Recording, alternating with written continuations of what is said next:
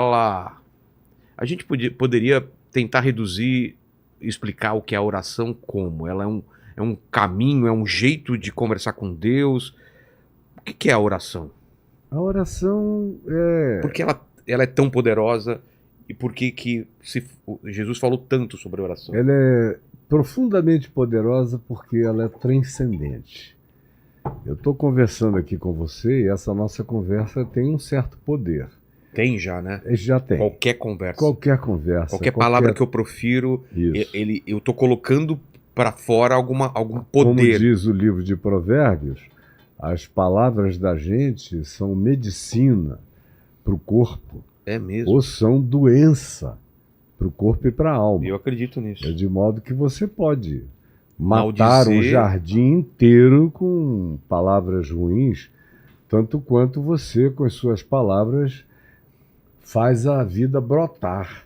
Brotar do chão da terra, brotar na alma das pessoas. Palavra não é brincadeira. E eu vejo as pessoas proliferando palavras em todas as direções, sem a menor consciência do significado nefasto ou maravilhoso do significado das palavras. É tão forte que Jesus disse que de toda palavra frívola que sair da boca do ser humano, dessa palavra a gente presta contas no dia do juízo. Poxa. O apóstolo Tiago, irmão de Jesus, no capítulo 3 da epístola dele, diz algo dessa natureza.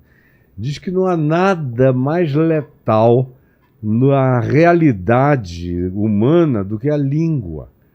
E ele não está falando do órgãozinho batendo entre os dentes. Do que sai. Do que, como simbolização do que ela verbaliza e expressa. Por que é tão poderoso assim? Porque também tem o verbo, né? O verbo. Eu sou o verbo. Deus criou tudo pela palavra. A palavra não é só a vocalização. Ela é também, antes de ser a vocalização, é o meu pensamento. Exato, ela é a transformação do que eu tô aqui É a pensando. minha intenção. É. Ela apenas expressa o meu espírito. É por isso também que o apóstolo Paulo diz aos Efésios: longe de vós toda gritaria e palavra torpe. Quando ele está falando de gritaria, ele não está falando de falar alto. Ele está falando daquela gritaria que decorre do derrame de ira, de ódio, de raiva, de comunicação envenenada, perversa, degradante, destrutiva da gente contra o próximo. Por outro lado, as palavras têm esse poder abençoador sobre a vida dos outros. Transformador. A gente lê nos evangelhos Jesus, lá acerca de Jesus, dizendo: e ele, meramente pela palavra, curava os doentes e expulsava os demônios. Meramente pela palavra. Um leproso chega para ele e todo mundo correu, né? Porque o leproso no primeiro século e antes do primeiro século... Não tinha cura, né? E até há pouco tempo atrás eram pessoas das quais todos fugiam, se evadiam. E era contagioso. E naqueles dias de Jesus, além do contágio, que ninguém sabia explicar a razão cientificamente falando, ele era considerado um ente amaldiçoado. Então, quando o leproso chegou e todo mundo correu, Jesus se aproximou e ele falou de longe: Senhor, se tu quiseres, tu podes purificar-me. Aí Jesus não se satisfez com isso. O texto de Lucas diz que Jesus foi e patolou a mão no meio das chagas do cara, no meio do peito, cheio de pus e de ferida, e falou, tocando: eu quero, fica limpo. E o homem ficou purificado na mesma hora. Agora, Jesus não precisava nem tocar. Lá em Marcos 6, quando ele foi a Nazaré, a cidade onde ele foi criado, se diz que ele ficou admirado da incredulidade deles, porque ele mesmo, Jesus, disse que ninguém é profeta na sua própria terra, nem entre os da sua própria casa, que são os que mais descreem de você, são os mais familiarizados com você, que dizem: supostamente a gente cresceu junto, por que ele está dotado de uma coisa diferente de mim? E aí a inveja toma conta, todos os sentimentos ruins afloram e o cara blinda o coração e não enxerga a graça de Deus bem presente na vida dele. Então, lá em Nazaré, o texto de Marcos, capítulo 6, diz que Jesus se admirou da incredulidade deles, porque entre eles não pôde curar muitos enfermos, senão alguns poucos, impondo-lhes as mãos. Ou seja, teve que fazer uma transferência de poder corpo a corpo, mão, cabeça, vazar aquilo ali. Em outros lugares, na maioria dos lugares, ele só falava. Tem uma mulher que só de tocar na roupa dele, né? Ele falou que sentiu o poder Marcos saindo 5, de mim. Não é? Ele está cercado de gente pegando nele para todo lado, em Cafarnaum. E de repente ele para e diz: quem me tocou? Aí Pedro disse: o que é isso? Todo mundo está pegando em ti.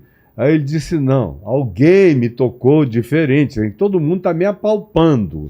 Mas tem uma pessoa que me pegou com outra intenção, porque eu senti que de mim saiu poder. Nossa, é maravilhoso, né? Ou como aquele centurião romano. Que a intenção dela fez a diferença entre as outras intenções de quem estava tocando. Porque ela sofria de menstruação crônica. E o que era uma coisa abominável para a mulher daquela época. O que é isso? Ela não conseguia parar. O fluxo era constante? Ah, tá. Era um fluxo hemorrágico intermitente, absolutamente constante. Ela acaba morrendo disso. Ela já estava há 12 anos sangrando. Nossa. Ela ter sobrevivido aquilo tudo já era um milagre. E ela tinha gasto todos os bens dela com os médicos, não tinha mais nada. E ela disse: se eu ao menos vier por trás, escondida, para ninguém ver, porque era uma vergonha. E ela não podia nem se aproximar dos outros, porque senão ela estava violando a lei de Moisés. Como impura? Como impura. E era uma violadora da lei de Moisés se ela tocasse em alguém. Se alguém tocasse nela, já tinha que se purificar completamente. Se ela tocasse alguém, era uma má intenção perversa. E ela sabia que Jesus podia curá-la, mas não tinha nem coragem de vir pela frente, nem ousava fazer esse pedido. Então ela rastejou por trás, tremulamente, pegou na ponta, na orla das vestes. E aí aconteceu essa maravilha. E Jesus vira-se para ela e diz: ó mulher, vai-te, a tua fé te curou, vai-te em paz. E a gente vê, por exemplo, aquele centurião romano, que vieram todos e disseram: olha, esse cara é bom, ele é centurião romano e tal, está aqui entre nós, mas é um cara do bem. E ele tem um pedido a fazer, se tu puderes atender, atendas. E ele disse: é o meu servo que está doente na minha casa. Aí Jesus diz: eu irei curá-lo. Se dispõe a ir até a casa do cara. Aí o cara diz: não. Tu não precisas vir à minha casa, eu não sou digno de que tu entres na minha casa. Mas manda uma palavra. Poxa. Porque se tu disseres uma palavra, eu conheço o significado das palavras, porque eu sou um homem que lida com autoridade de palavras. Quando o meu superior me diz: faze isto, eu faço. Quando aqueles que são meus subalternos ouvem me dizer: façam isto, eles cumprem. Então, a partir da hierarquia militar, eu aprendi o significado do peso e da responsabilidade para com as palavras. Basta que tu digas uma palavra aqui e o meu servo ficará curado lá. Aí Jesus disse, olhou perplexo e disse: em verdade, eu vos digo que em todo Israel, que era o povo que se jactava de ser monoteísta, de ser o único povo que sabia de Deus, em todo Israel, eu jamais encontrei alguém com uma fé igual a deste homem. Nossa. Vai para a tua casa, o teu servo está curado. E aconteceu isso em outras ocasiões. E não teve uma ocasião que ele pergunta se a pessoa quer ser curada, a pessoa tá querendo ser curada, ele fala... É em João 5, lá em Betesda. Porque ele não vai curar uma pessoa que não queira ser curada, e a pessoa tem que falar. Ele não obriga a cura em ninguém. Isso é maravilhoso. Então, é o paralítico de Betesda. Como que é O cara está lá há 38 anos. Quer dizer, uma vida inteira. 10 anos a menos do que você tem de idade, tem 48. né? Então, 38 anos ali na beira do tanque de Betesda, que era um amontoado de doentes que criam que uma vez no ano as águas eram agitadas por um anjo.